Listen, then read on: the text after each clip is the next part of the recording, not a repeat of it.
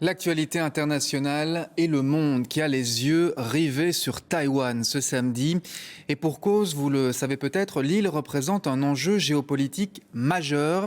La Chine voisine entend depuis longtemps imposer son autorité à Taïwan. Or, ce samedi, Taïwan vient d'élire son nouveau président. Et le vainqueur est un farouche défenseur de la souveraineté de l'île. Le récit, Olivier Boulinck.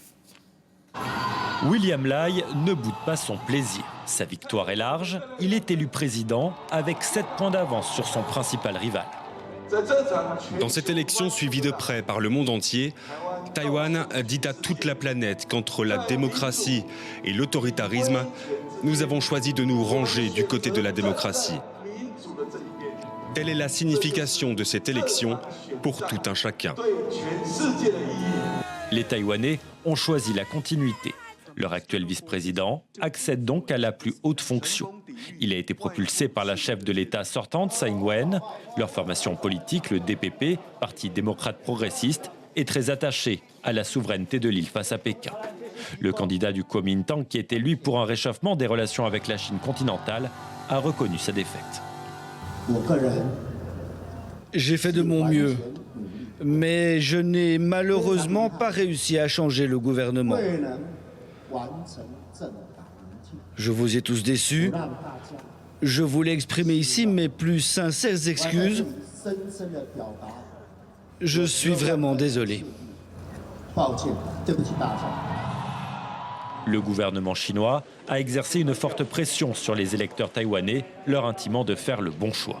L'armée chinoise a promis d'écraser toute velléité d'indépendance. Jeudi, 5 ballons chinois ainsi que 10 avions et 6 navires de guerre ont franchi la ligne médiane qui sépare l'île de la Chine continentale. Oui, la Chine qui avait promis un avenir sombre à Taïwan si le candidat remportait l'élection.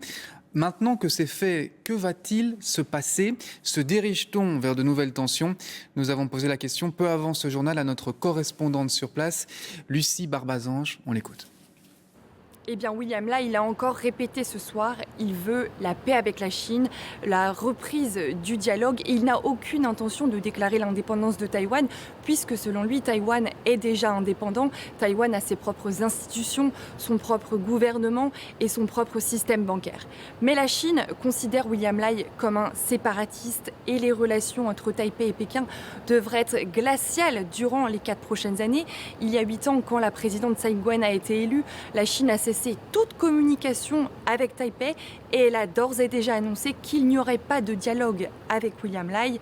Ici, tout le monde s'attend à des représailles de la Chine suite à ces élections.